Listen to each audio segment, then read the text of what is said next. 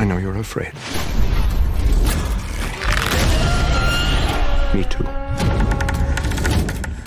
So thrilled to chat with you both. As I'm sure you hear all the time, love The Final Girls, and The Exorcism is a great entry into this horror genre. How did the concept for this sort of meta story about an exorcism movie come about for you both? Well, making movies are hell. So we figured, why not just make a horror movie? Honey, don't be so harsh. Making TV is hell too. Oh, right, I forgot. Yeah, yes. I forgot. Yeah, which is the ninth circle? I would say movies. No, maybe TV. I don't know. TV TV's pretty great. Queen of the South was an interesting experience. We'll leave it at that. I think,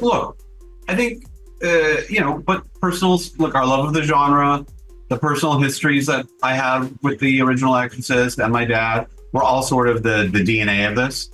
Interest in the themes of the movie, such as sort of unresolved traumas, addiction, compulsion, all very personal, all very familial. So it just sort of felt like a natural for us. And also, wanting to have a dialogue about, the Catholic Church maybe not being sort of the Teflon institution that it is portrayed as in most exorcism movies, but rather, let's say, a complicated institution that can be both a source of salvation and faith and comfort, and also a blunt instrument of abuse and psychological and otherwise. And I don't know, meta horror is, I think, intrinsically queer as a genre or subgenre, because it's sort of weirdly existential. It's about characters questioning, am I real? Is what I'm experiencing real? And I don't know, it just was all these elements, sort of went into the stew. And that's why this movie's so good, is just all those layers are so nicely explored. So kudos to you both on that. And that your mention of the Catholic Church, that actually brings me to my next question. Casting Russell in this film, I mean, obviously most people right now are fresh on the mind of Pope's Exorcist. And in that, he obviously works for the Catholic Church, whereas in this, he's a victim of a past with it. And was that sort of in your mind immediately when you were putting this together and doing the casting search for this character? No, not really. I think that that wasn't the intention, but in a weird way, we kind of like how the two have a conversation with one another. I've not seen the movie, to be honest. I'm not an exorcism genre fan, which is why we wanted to kind of do something different with our look. We love horror, but we love the grandpappy Exorcist, obviously, but it's the we like other subgenres, but. So to answer that question, I was like, this is an interesting conversation. And what I mean by that is, that movie exists. And now there's the making of maybe that movie or some version of that movie. So I think that's kind of cool. It's sort of a happy accident. I love it. And it makes for a fun double feature. I think so. Why not? We don't have a Vespa, but you take what you can get. That is quite the striking image from that movie that will stick with me, and hopefully in the sequel.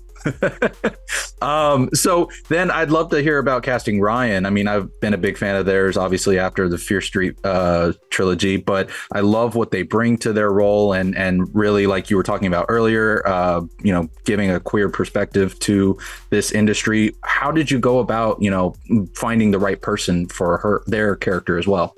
Well, I think, ultimately we always wanted to kind of, we like the idea of, what we said, subverting the expectations of the genre. And there was a sort of this really, really cool idea about there's Ryan, there's Chloe. They're two unconventional characters doing the exorcism on a man, not the convention of a female being saved by men. And that was sort of the really cool part. Russell's our damsel in distress. Yes.